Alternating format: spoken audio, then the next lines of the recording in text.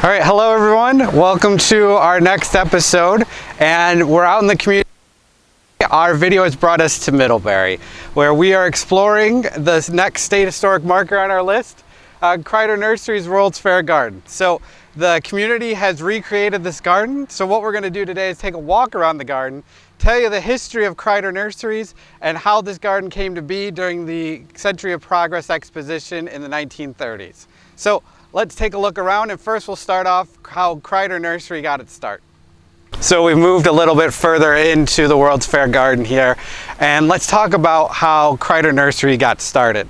So Krider Nursery started with Vernon Krider in 1896.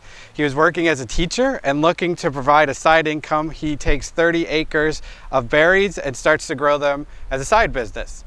He learns his craft mostly through some prominent Bristol Fruit Hills farmers, particularly B.F. Cathcart and George Milburn. So he starts in 1896. By 1906, he has foregone his job as a teacher and opens what becomes Krider Nursery. So, and by the 1920s, he has what started off as 30 acres of land has now grown to over 500 acres, 350 of which he had in production. So Krider Nurseries was starting on its path to success. Where it has its big boom is through the Century of Progress Exposition in Chicago during the 1930s. So we're going to move a little bit further and show you another scene from the exposition and talk about how the business exploded because of the World's Fair. So where Krider really had its big boom in business was because of the Century of Progress Exposition, or what we would know as the Chicago World's Fair of the 1930s.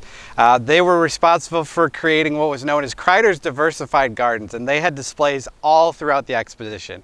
Whether it was inside the horticultural building with their rock garden to scenes from all over the world. You could see scenes from Japan, or you could see scenes from Holland. Like as you can see, complete with a huge windmill that has been recreated today. And you can see a mushroom scene, which you'll see later in this video. And all other different types of scenes that had fanciful or whimsical or places from all over the world, complete with products made right here in Middlebury by Krider Nurseries. So the way they grew their business and expanded greatly, it was not just through these great displays, but they were also fishing for customers during the World's Fair. They were asking for people to provide their information if they were interested in products from Krider Nurseries, so that the nursery could send them a catalog. So that by when the fair closed in the mid-1930s, Krider was sending over 370,000 catalogs across the United States. So you can see, as you can imagine, from this great opportunity to display what Krider Nursery could do, they expanded a big business. So now we are in front of the mushroom scene, another scene that was at the Century of Progress Exposition, which after the exposition didn't mean you could no longer see these things. So in 1935, Krider Nurseries actually brought all their displays from the exposition and recreated them here in Middlebury. So they could show the customers what they could see and buy and all the great things that were left from the garden. So after the 1930s, the company expands and booms, employing over 100 people. So much so that the orders, to the mail-in orders that were coming in and the products going out of Middlebury, there was so much mail that the post office had to actually be retooled and redesignated so they could keep up with the amount of products that were going in and out, all because of one business, Krider Nurseries here in Middlebury. So what we're going to do next is we're going to head down to see some of the great flowers they have at the World's Fair Garden and talk about how in the later part of Krider Nursery's history, they were at the top of the fields and some famous places where you would have seen their work.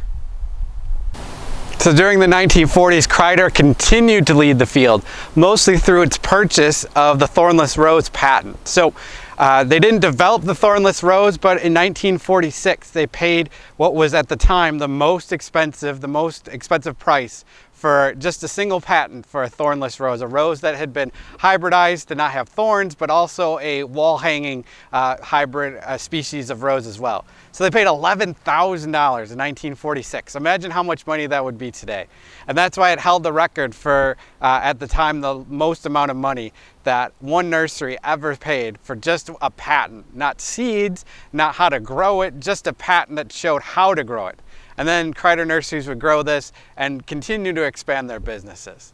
As we jump forward in the 20th century, Krider Nursery was also prominently used during the wedding of Tricia Nixon in the White House. So during the White House wedding, all the roses that you saw were part of grown right here by Krider Nursery.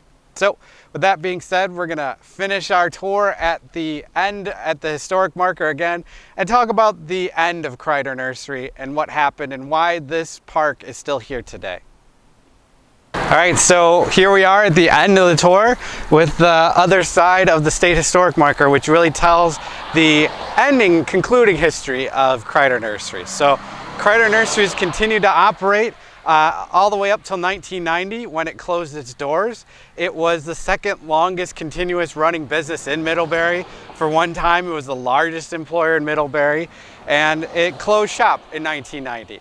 After which, the garden that was on display that we showed you today fell into disrepair, but the community of Middlebury put it together and restored in 1995, and they've been doing so ever since.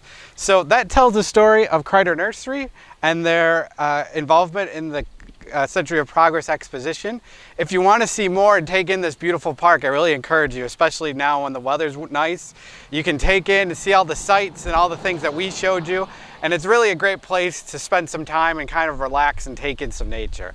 But until our next episode, we'll see you next time, everybody. Thanks for watching.